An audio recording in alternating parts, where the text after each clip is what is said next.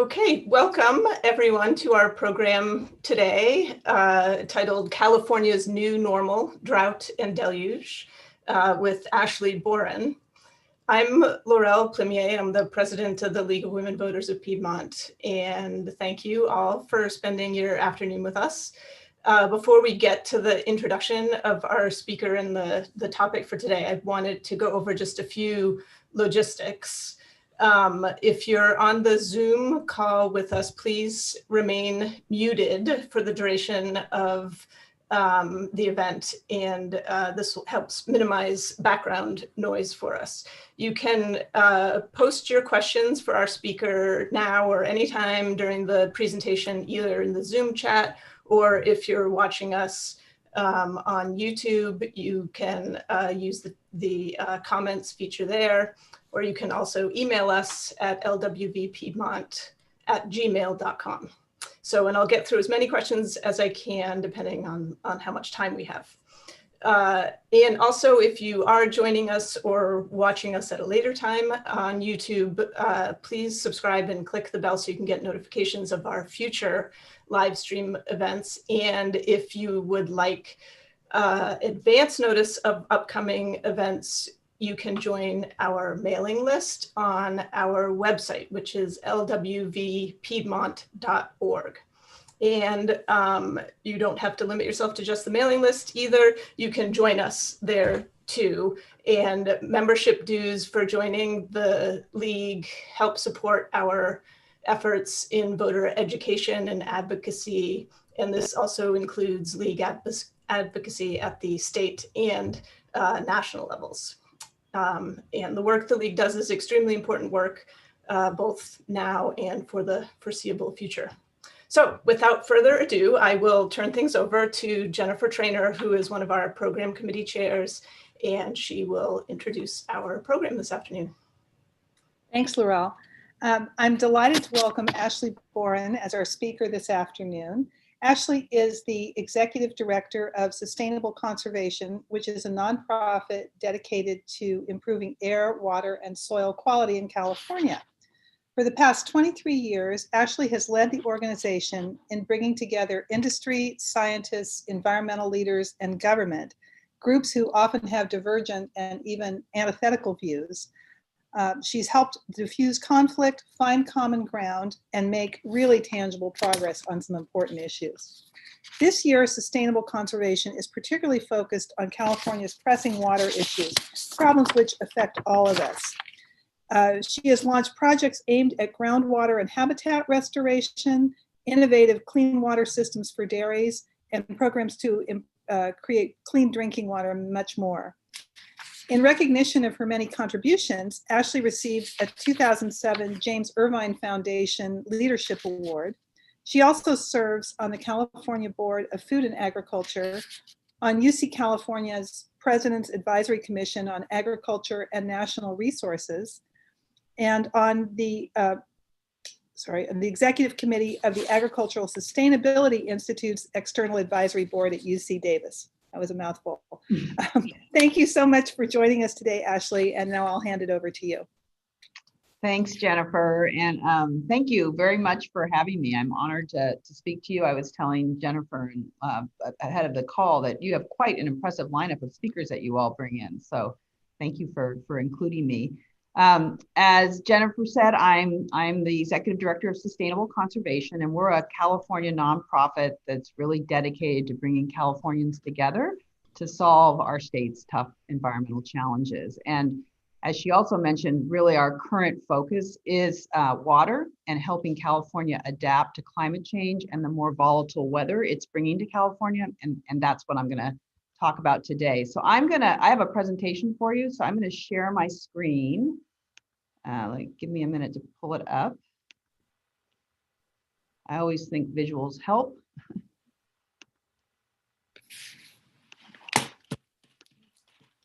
Okay, can everybody see that?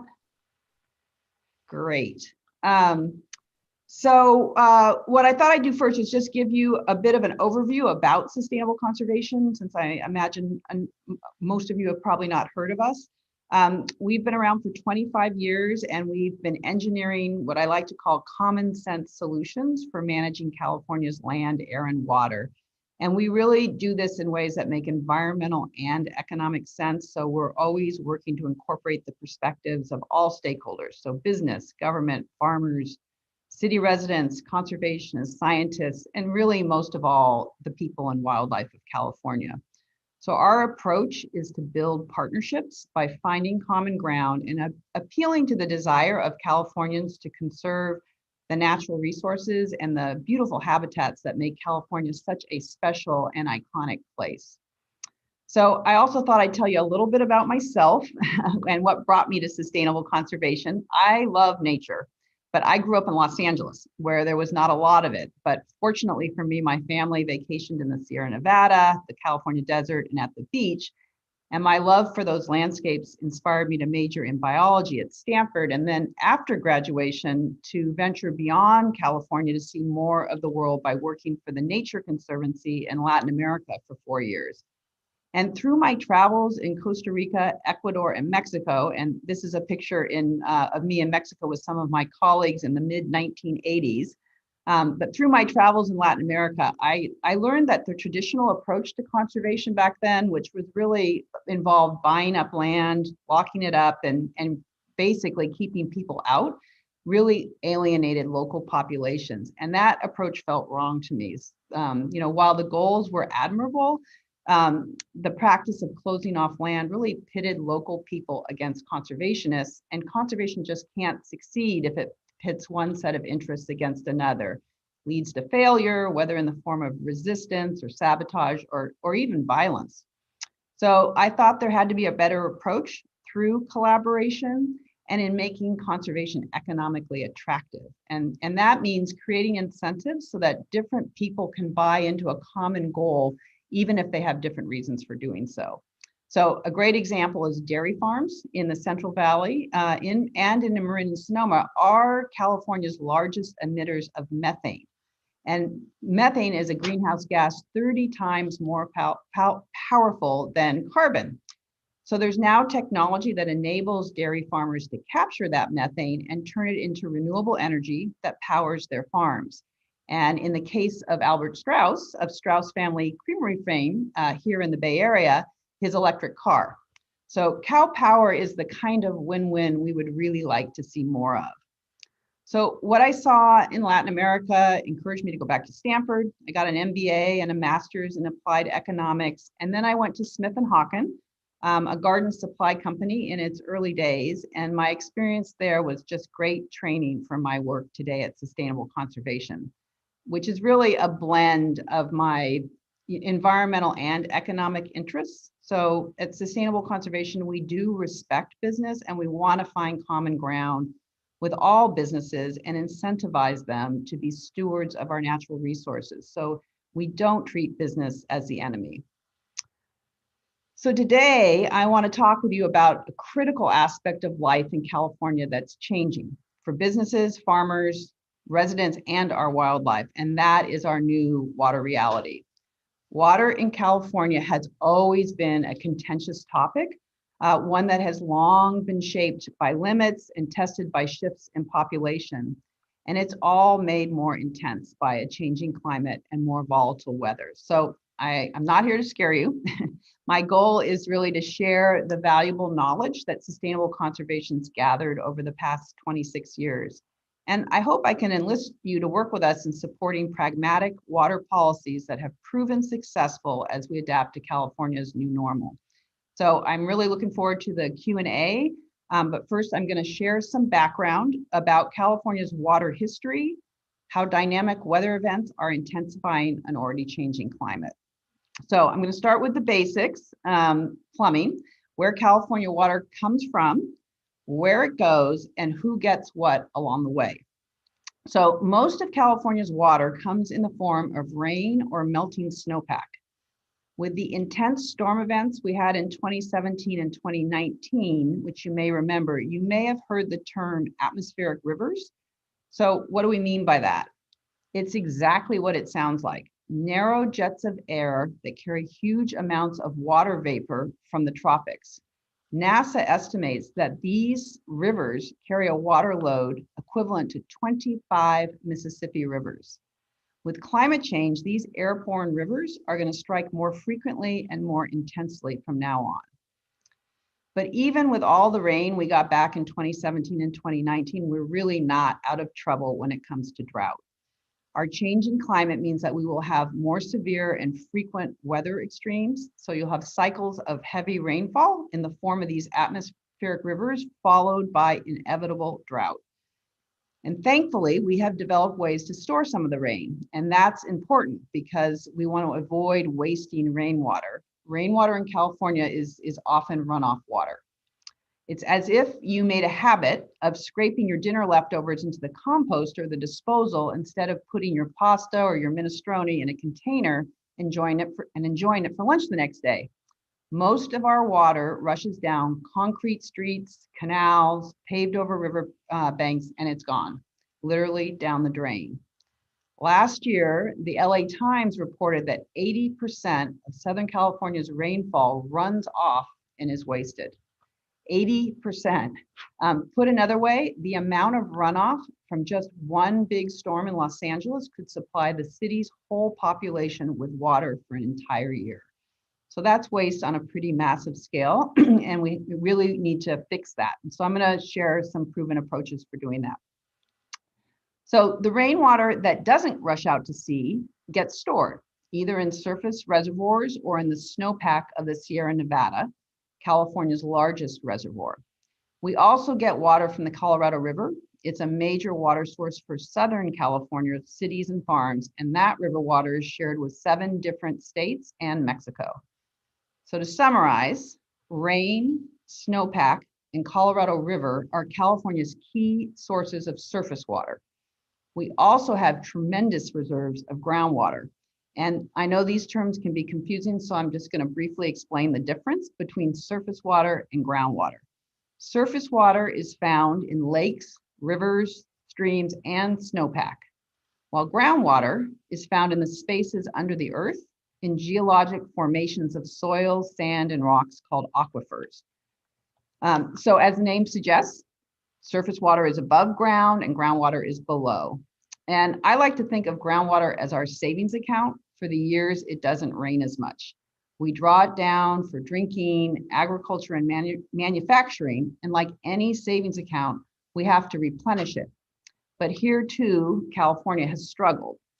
It wasn't until 2014 that California passed the Sustainable Groundwater Management Act, making us the last Western state to regulate the use of groundwater. This was California's first major water law in a century, and it was passed during a major drought when we finally mustered the political will to take action. Regulating groundwater is the stuff of water wars, so it's not hard to understand why politicians prefer to stay clear. This map on the lower right-hand side, that blue represents all of the state's groundwater basins. So you can see they're extensive. So imagine hundreds of straws, maybe thousands, no one really knows, sucking on the same aquifers. Many of you have probably heard about people's wells running dry and not having any water coming out of their taps in their homes. We also see damage of drawing too much water out of the aquifers when we see cracked roads and bridges and other structures like this aqueduct, which is cracked due to the land sinking. But we can't point to the single straw causing the problem. So everyone leaves their straw right where it is, unless of course they stick it in a little deeper to get away from all the other straws. Now this is going to change with the Sustainable Groundwater Management Act as it goes into effect between now and 2040, but it's going to take decades to repair the damage and recharge the aquifers. If you imagine an aquifer as a sponge, recharging is the process of adding water to that dried out sponge and making it moist again. So the challenge really is to redirect some of the surface water back into those groundwater aquifers, and sustainable conservation has some methods to do that. So to recap, storage and recharge are 2 essential elements of improving California's water health.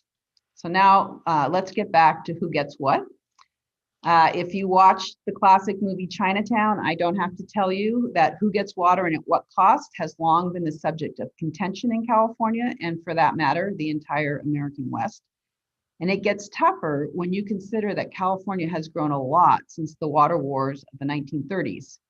It is now home to 40 million people, about 1 in every 8 US residents. California is the world's 5th largest economy, and it's also the country's largest agricultural state. We supply 2/3 of the country's fruits and nuts, 1/3 of its vegetables, and 20% of its dairy products. No wonder USA Today has called California the nation's salad bowl. Now, although the majority of Californians live in urban areas, they use only 20% of its developed water. And when I say developed water, I mean water that's stored and managed for various human purposes. The #1 user of California's water is, of course, agriculture. And this is a source of many controversies and misunderstandings. And if you don't know what I'm talking about, just Google how much water does it take to grow an almond. During our most recent drought, tension between urban users versus farmers was focused on this tiny but mighty almond.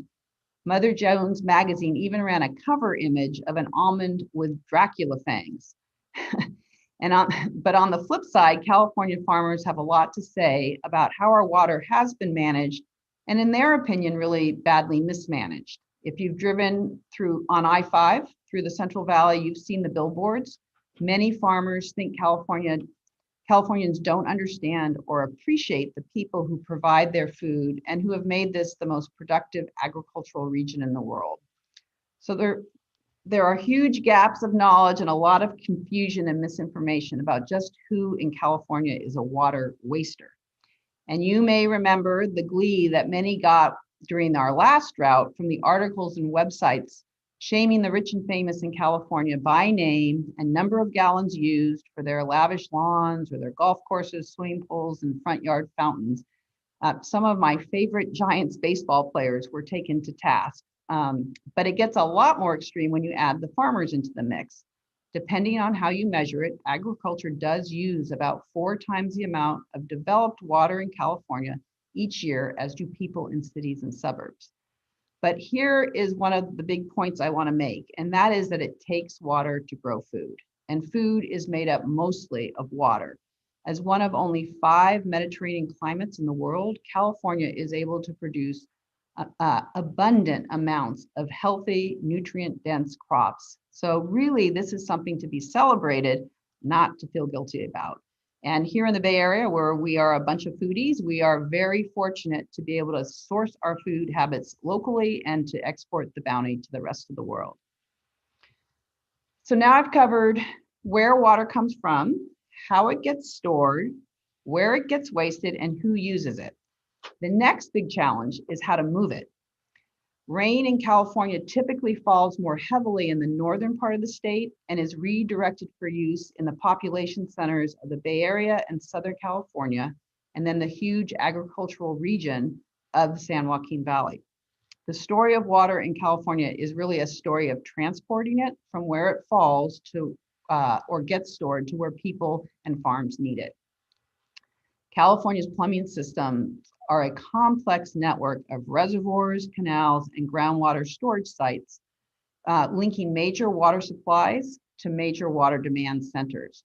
And then water stored during wet winter and spring months is then available for use during dry summers and our increasingly frequent droughts. So who built all this?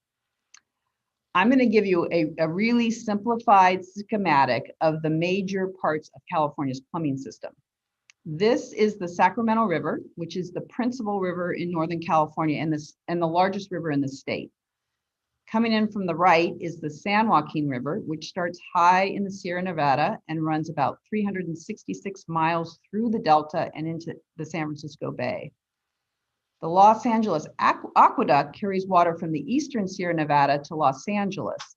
The construction of the aqueduct marked the first major water delivery project in California, and it's the story that the movie Chinatown is based on, the city purchasing about 300,000 acres of land, often secretly, in the Owens Valley in order to gain access to the water rights. Two major federal water projects were built in the 1930s. The first was the completion of Hoover Dam, which created Lake Mead, which is represented by the teal circle on the map.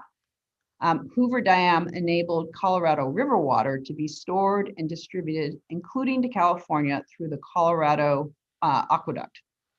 The second was the Central Valley Project, which was created by the federal government to provide irrigation and municipal water from reservoirs in the northern half of the state to the Central Valley. This major water project was actually initiated by the state, but because of the Great Depression, the federal government had to step in to build it. But thanks to the irrigation that's made possible by the U.S. Bureau of Reclamation, the semi-arid San Joaquin Valley was transformed into the world's most productive agricultural region.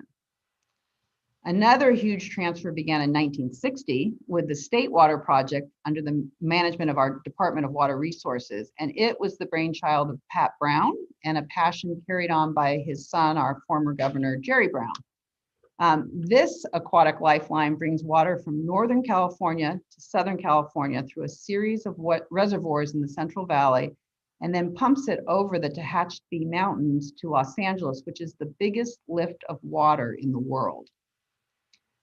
A final critical element of the system is the Sacramento San Joaquin Delta. The Delta is the terminus of California's largest watershed and a major water supply hub. The San Francisco Bay and Delta combined form the largest estuary on the US Pacific coast, and water from the Sacramento River and the San Joaquin River comes into the Delta and is then exported out of the southern Delta to more than 25 million people and 3 million acres of irrigated farmland in the Bay Area, the San Joaquin Valley, and Southern California.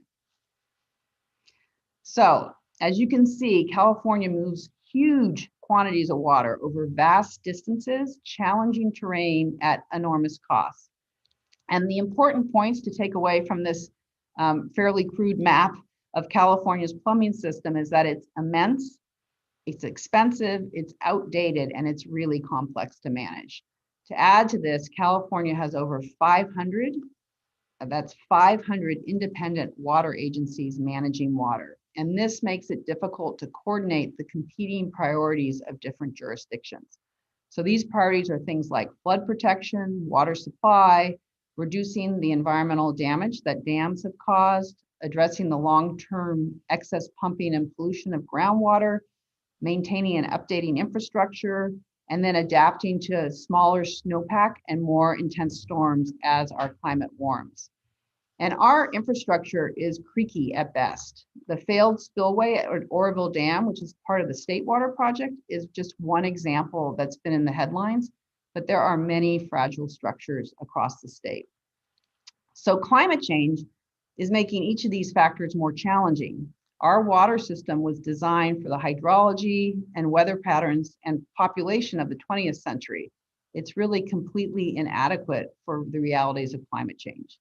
And we see the same thing with fire, another feature of life in California. Firefighters are learning that the established fire science has been overtaken by new realities that are making our wildfires more difficult to contain and control and leading to more tragic consequences, with death tolls and property damage rising year after year to levels never seen.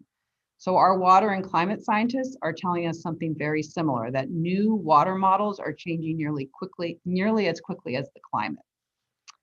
This is a picture of from a satellite of the Sierra Nevada in February 2019, when we had a snowpack of 150% of average. By the end of the century, some models show the Sierra snowpack shrinking by 80%, which will look more like what our snowpack was in 2015 at the height of our most recent severe drought. So let that sink in. 80% reduction in snowpack in the Sierra Nevada, and the Sierra Nevada is California's biggest reservoir. This means that California's water will come in the form of rain in the future, not snow. And if we don't figure out how to capture it, it will go out to sea. And we really can't afford that kind of waste in the era of climate change, when already 1 million Californians do not have access to clean drinking water. Other water challenges are also getting more intense as the climate changes and the pace of that change accelerates. Those changes include warmer temperatures, shorter winters, more volatile precipitation with wetter wet years and drier dry years, and then rising seas. So I know this all sounds troubling, and it is, but we do already have many of the answers to these problems, and we need to get to work and to get to work fast. The changing climate and the increasingly rapid pace of the change means that we have to adapt how we manage water. Fortunately, California has taken one major step with the passage of the Sustainable Groundwater Management Act, which I mentioned earlier. It is probably California's most important climate adaptation strategy, and we must continue to implement that law.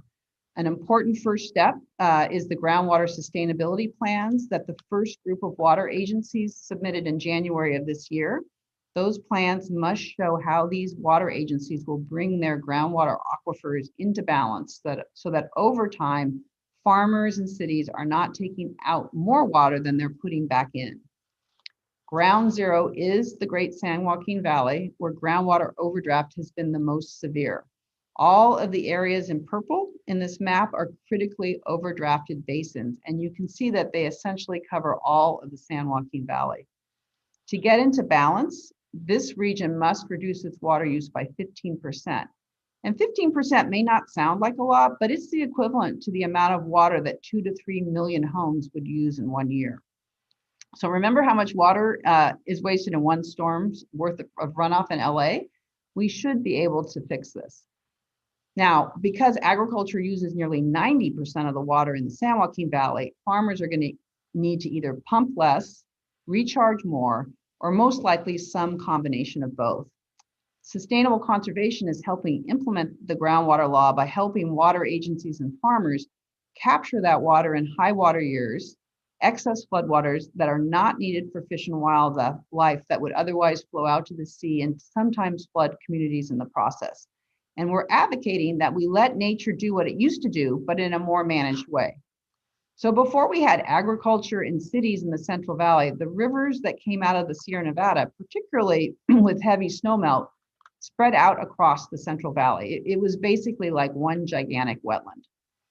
We advocate policies that let those rivers flow out again, but in a more managed way. We can direct those high water flows to farmland with good sandy soils that percolate water quickly through the aquifer, through the surface and into the aquifer. Fallow land and land with crops such as grapes, pistachios, and alfalfa are especially good for this kind of flooding. Citrus and cherries, on the other hand, don't like flooding of the fields. So we were introduced to this concept of percolating water through active farmland and back into the aquifer by a farmer named Don Cameron, who you see here in this picture. Don farms at the end of the Kings River in Fresno County, and he's entirely dependent on groundwater to irrigate his 6,000 acres of crops.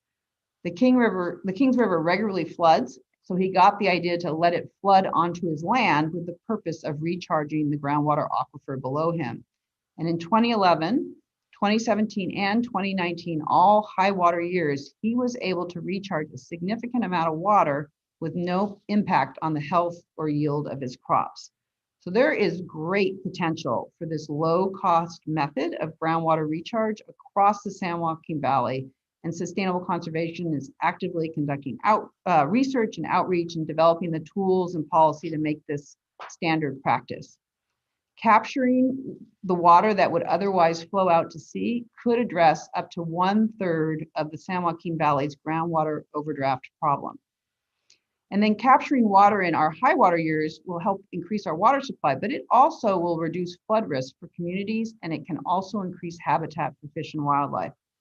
We can move from our channelized rivers that move water out to sea as quickly as possible to giving those rivers more room to spread, slow down, allow for recharge, reduce flood risk, restore floodplains, which are really crucial habitat for salmon.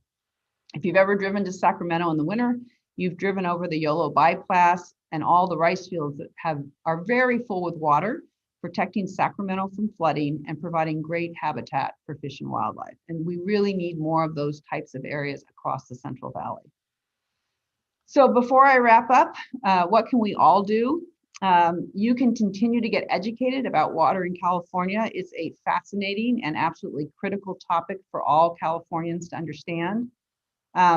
Let's stop blaming and rewarding and start rewarding and appreciating everyone who makes progress, whether it's the city dweller who replaces a lawn, a farmer who takes the risk to recharge his groundwater aquifer, another farmer who transitions to drip irrigation to grow his crops, a manufacturer who goes to zero water waste at their facility, or even the kid next door who adopts a storm drain. You can support your fellow Californians, whether it be Southern Californians who have greatly increased their water efficiency or farmers who have also grown more efficient. I'd really love to see us be different from Washington, D.C. and be one California with one water ecosystem and working together to ensure we can continue to supply California and the nation with healthy and nutritious food. We can ensure all Californians have clean drinking water and that our fish and wildlife thrive. And then lastly, consider drought tolerant landscapes for your homes. Half of water use in urban areas goes to landscaping. So reducing our outdoor water use is a huge opportunity to support the rest of the state. So the story of water in California has always been dramatic, a competition for scarce resources, often resulting in open conflict and some good movies. But the story of water in California also shows ingenuity, determination, remarkable engineering achievements, and social change on a massive scale and economic growth. Adapting to the extremes caused by climate change will demand an even greater effort. But Californians are up to the challenge. We always have been.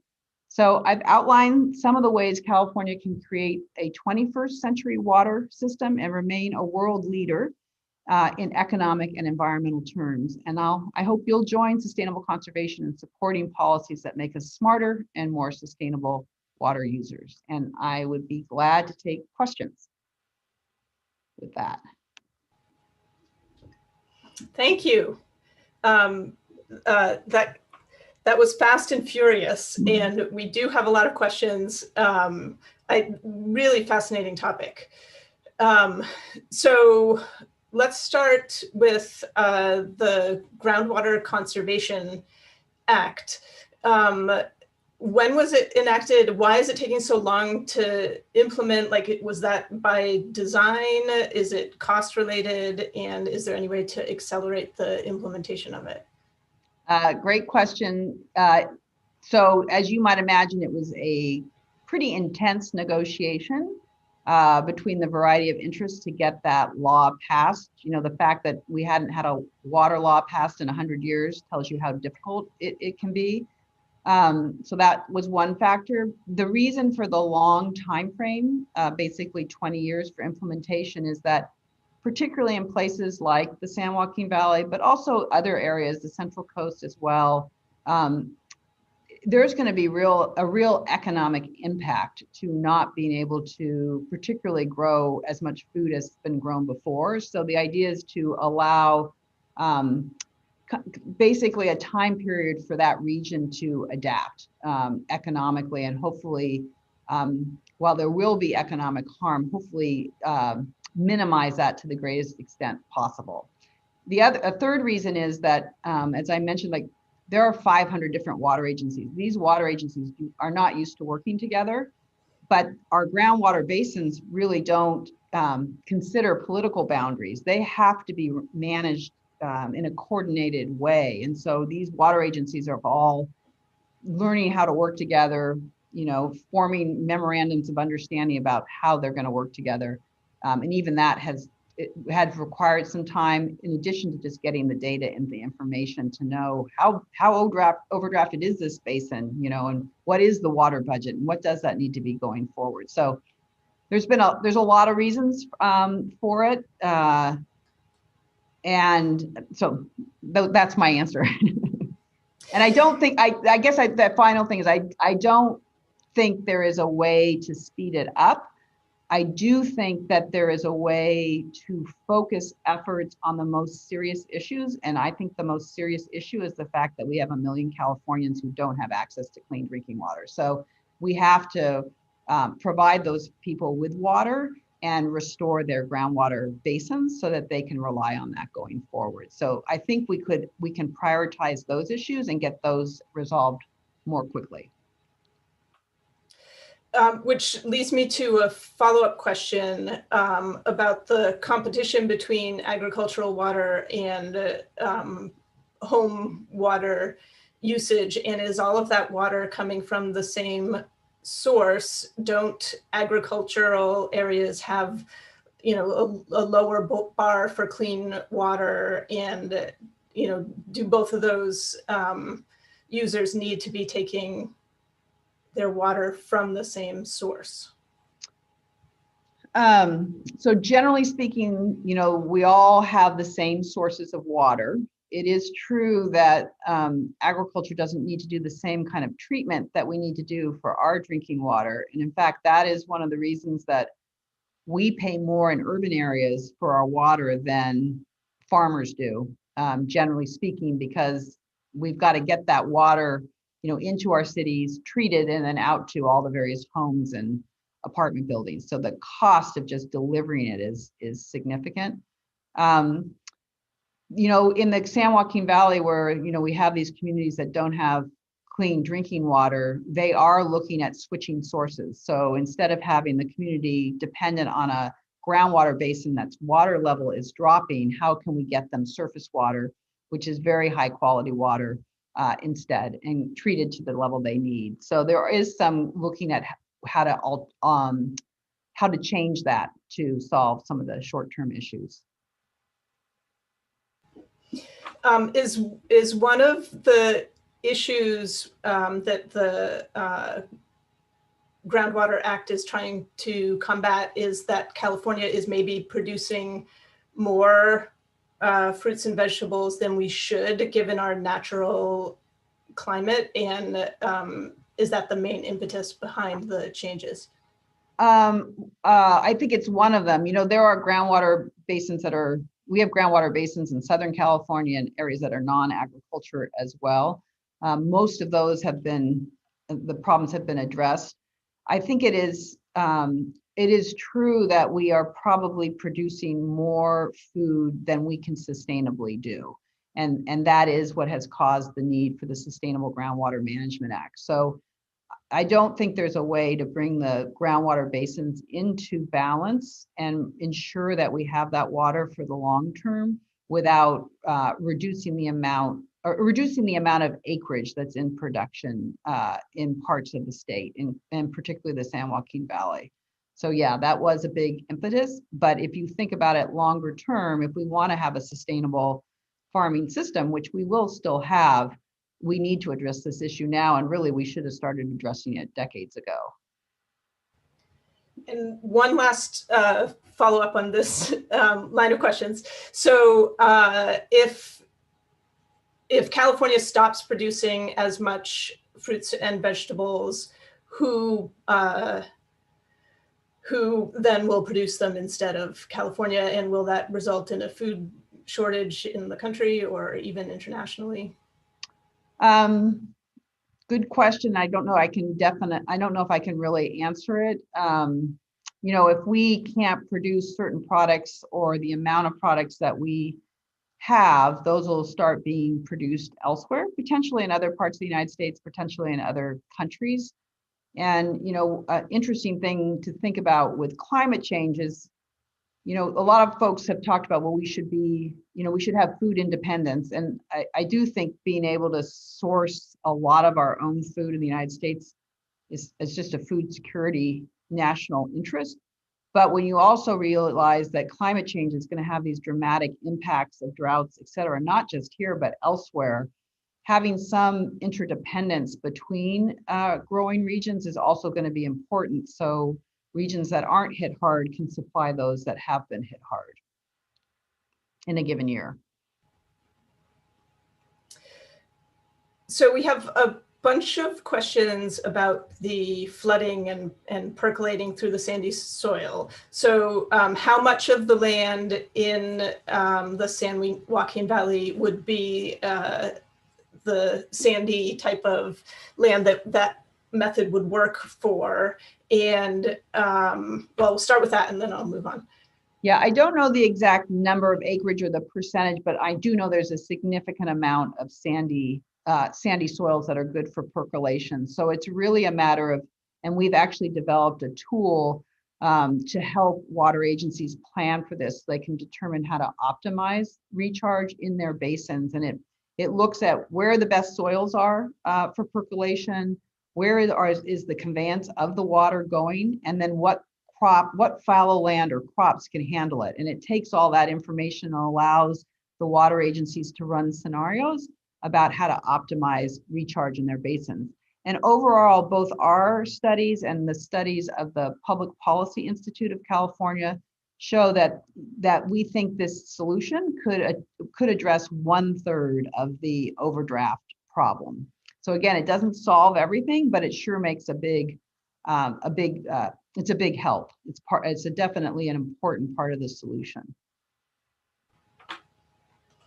And is it limited to San Joaquin Valley? Does it have to be in an area where there's a natural river, or can it be done in other areas that are using aquifers?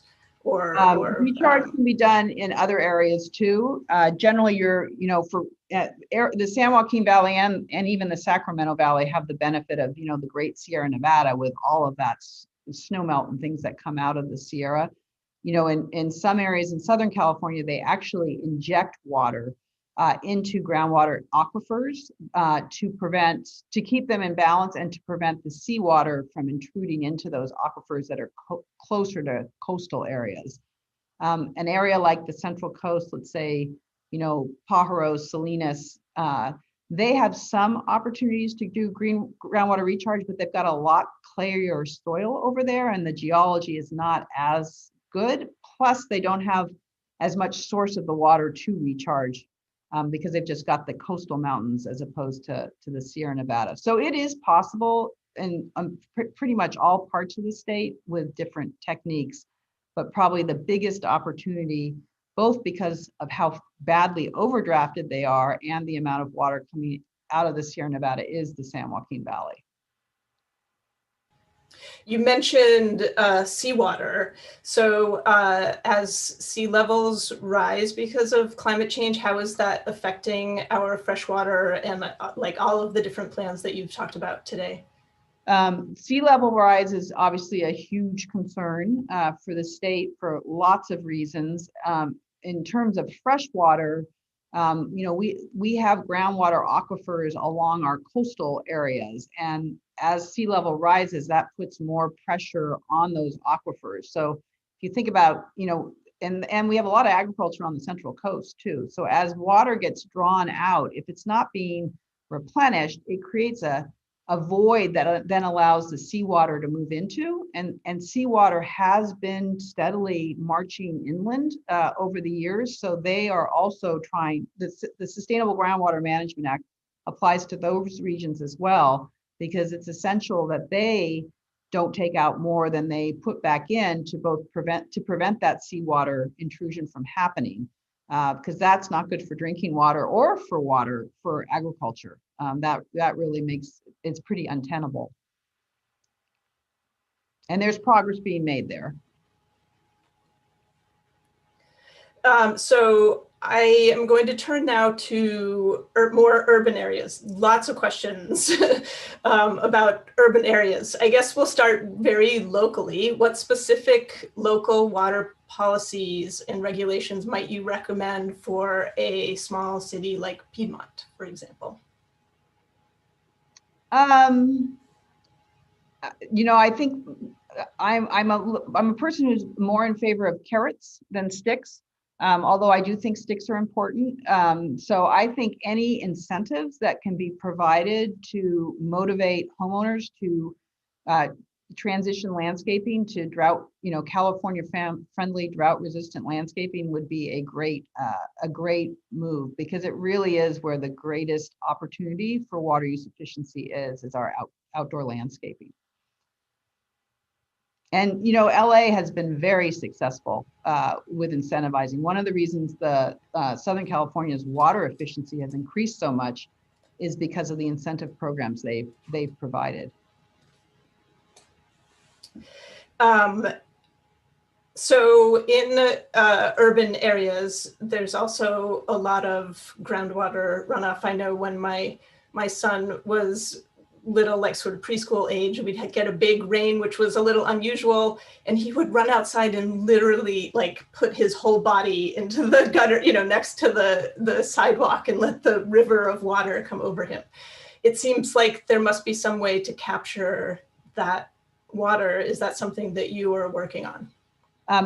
Sustainable Conservation is not working on it, but others are. And this is one of those things that you wish you could go back in time and redesign everything. You know, if we went back and redesigned our roadways and things to be more permeable, so they could actually, you know, water could seep in, that would help a lot. But there are efforts now to create, you know, I don't know if you do it in Piedmont, but I know I live in San Francisco, and more when they tear up a road to do whatever, they're putting in water catchment systems that are designed to let that water sink into the ground below. So those kinds of things, permeable driveways, are also good for helping capture water and let it sink.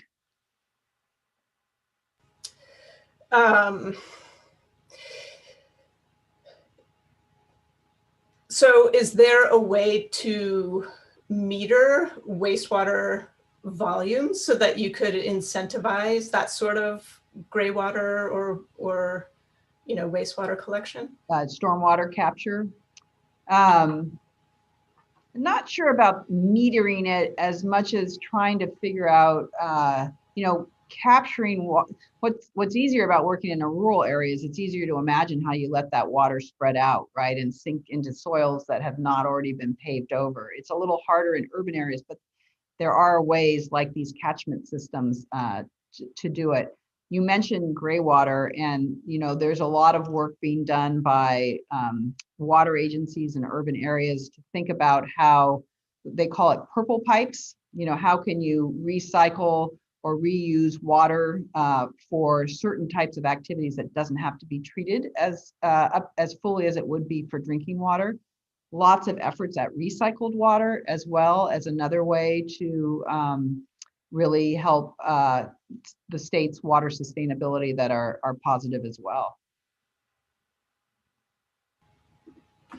So for the million people who don't have clean drinking water in the state, what's the main cause of that? Is it that they're located in a community where there's not a close enough water source so that water can be transported there? Or do we just have a level of water in the entire state, and once it gets completely used, too bad, some people are just not going to get water? Great question. The situation with most of these communities that don't have access to clean drinking water is that they are poor communities. They're often farm worker communities that have been set up in unincorporated areas of counties. And so they have relied on wells for their drinking water. But then as groundwater has been overdrafted, the level of water has sunk, and they have not had the money available to dig their well deeper to go down to the lower water levels. In addition, some of those groundwater basins have gotten contaminated over the years from, you know, decades of fertilizer use, and also manure from dairies that gets used as fertilizer. So those communities are often facing both a water supply issue as well as a water quality issue. And the state is now getting much more actively involved due to the really excellent advocacy work by a number of environmental justice organizations in the Valley to encourage what they call consolidation. So if a community is close enough to a city, having them consolidated into that water system.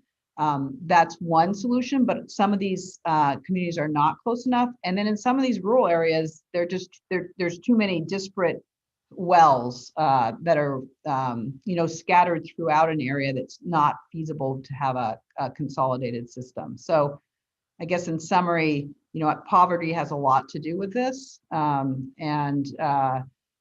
the good news is that again, I think credit the advocacy of these organizations have really put this issue on the map and raised its visibility. And Governor Newsom has made it one of his top priorities to really address this. And there'll be a variety of strategies to do that, including we're working with some of them to talk about, well, can we direct recharge up gradient from some of these groundwater basins that communities are dependent on? Because with all that clean water, you can actually raise the water levels, but also dilute contaminants over time and help clean that water up. So who is looking at the big picture? Like if we are wanting to locate underwater storage tanks, it seems like communities like that would be a good area to locate a tank to help alleviate some of the unclean drinking water issues. Who is that? Just little local organizations, or is there an umbrella like at the state level that's overseeing that? There was legislation passed, I think it was last year. The acronym for it is called SAFER. It's Safe and Affordable Drinking Water. And it has created a fund to help pay to address these issues for these communities. So it's being overseen by the State Water Board of California, which is responsible for drinking water. And is there any sort of state program that would subsidize the conversion of, I'm shifting away from that, but maybe you can talk about the affordable drinking also, but converting irrigation systems to lower water use irrigation systems, or does that all fall on cities? Yeah, no, there has also been an incentive program for that for the past several years. It actually got started in the drought. It's called SWEEP, another acronym, State Water Efficiency and something program. And that was actually greenhouse gas funds from our cap and trade program, that because if you are more efficient with your irrigation, you're going to pump less water, you're going to reduce greenhouse gas emissions. They were able to use some of those funds to incentivize more efficient irrigation, which is often drip irrigation. So in the Bay Area, would capturing more rainwater runoff affect the balance of the freshwater and saltwater mix that's in the groundwater? In the Bay Area, I think in the Bay Area, the more water use efficient we can be, the means that we have. What we haven't talked about too much yet in the questions that I think is important is, our rivers and streams really take a hard hit, and they really took a hard hit in the drought, because unfortunately the environmental water is sort of the last water that gets considered. The urban areas are always going to get their water. People are always going to get their water. Agriculture, they're going to get water. They did have 500,000 acres go out of production, so they definitely was hurt there. But what really got hurt was the rivers and streams. So if we can be more efficient in urban areas, this is a conversation going on right now in San Francisco. More water can be left in the Tuolumne River, for instance, for fish and wildlife. And so it's really balancing people in urban areas, fish and wildlife, and then our rural communities, including agriculture. Would it help to revise urban planning processes to encourage more density and reduce sprawl, because you're putting that water usage into a smaller area, which might be easier for getting water where it needs to be? It's a good question. I mean, one thing is, one of the reasons San Francisco probably has a higher, less gallons of water used per person than, let's say, Marin, is because we have a lot more people who live in apartments. And so we have a lot less yards. So density, I think the way it would help is because you'd have less outdoor landscaping. Yeah, that makes sense. So Do you support the use of water metering always? And Absolutely. should there be pricing based on volume where it costs more the more you use? And what about agricultural exceptions? Yeah. So I very much believe in metering. I don't know how you measure, how you manage what you can't measure. So I think everybody being aware of how much water they're using makes you just, it really does help. It's important. And I do think, after people have the basic water you need, to live and bathe and all those things, having a increased water pricing for higher usage does make sense. And that's a way to incentivize more efficiency. Agriculture, our water is priced by how much it costs to get it to you. Now, some places, in fact, San Francisco, where I live, we do have these tiers of pricing for higher amounts of use. But the reason urban water is more expensive is it just costs more to get it to us because of the distribution system and the treatment. What happens, and that same factor applies to farming. So farmers that, in the Sacramento Valley or near water sources pay less for their water than they do further down in the San Joaquin Valley. So people in Kern County, near Bakersfield, they're paying more for their water than folks in Modesto. And people down in San Diego are paying even more for their water, agriculture and farmers. So because it just costs more to get the water to that distance. And is there no way to share the wealth? Like it's impossible. You can only take water so far, I'm assuming. And that's why if you have closer water, it's cheaper to get it to you. Even if it costs more to get it somewhere else, is it even possible to get it there? Great question. Our system's not that flexible. So there is water that moves. So, there in times of drought, rice farmers in Sacramento Valley would put water up for sale for farmers in the San Joaquin Valley and further south. Getting that water through the Delta, because of all the ecological issues in the Delta about when you can move water, is challenging. And then in addition, we have fairly good kind of canal systems going north to south, but not so much east to west. So even if you wanted to trade across, it's a little bit harder. And so that's one of the things that is being looked at to try to help adapt and increase flexibility in California's water system is that conveyance that can allow more flexible use and putting the water to where the demand is greatest. We're a little bit running out of time. I think I covered most of the topics. One additional question about reducing sort of crops in the Central Valley. Does it make sense to grow crops that are not food-based crops like cotton there? And rice, which is food, I think is, maybe my understanding is wrong, but is more of a wet climate crop. So yeah. Is the management of those fields taking those kind of things into consideration? Yeah.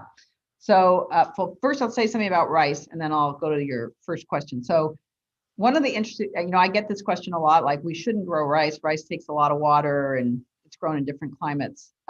Unfortunately in California, we've lost 90% of our wetlands, our natural wetlands in the state. And the rice acreage in the Sacramento Valley grows on primarily clayey soils that other crops don't grow on as well because it holds the water. And those rice fields are now just absolutely vital habitat for waterfowl and migrating birds. And so I actually think it's a great example of, again, where we need to move to in the future is how do we have our water have multiple benefits? So in this case, you've got water growing rice, recharging aquifers, and providing habitat for birds. If we didn't have those rice fields, I don't know, we'd have a real serious problem for the birds. As far as, are there some crops we should grow or not grow, whether food crops or, a lot of people say, why do we grow almonds? We export so many almonds, shouldn't we focus on what we need in the United States? And I think, at least right now, the way our system works is it's a market system. Those farmers are trying to derive the most value they can out of the water they're able to use. And that is kind of dictated by supply and demand and pricing. So the reason we grow so many almonds is that it's you get a lot of value for the amount of water and resources you put in for that crop. And there has been quite a lot of demand for that, not only in the United States, but in other countries as well. And it is a really, it's a high protein, very nutritious product. I will say that cotton, we used to grow a lot of cotton, and we don't grow nearly as much cotton. It's down to maybe 100,000 acres or something. We don't grow a lot of cotton anymore. Thank you so much. I am really fascinated by this topic, and this felt like just the tip of the iceberg for me. I have some research to do. It is very much the tip of the iceberg, and it's meant to be kind of a little bit of an introduction to water. As I said, water is a pretty fascinating topic, and someone, when I first got into this, told me, you will never know everything there is to know about water in California. It's just not possible. It's so complex.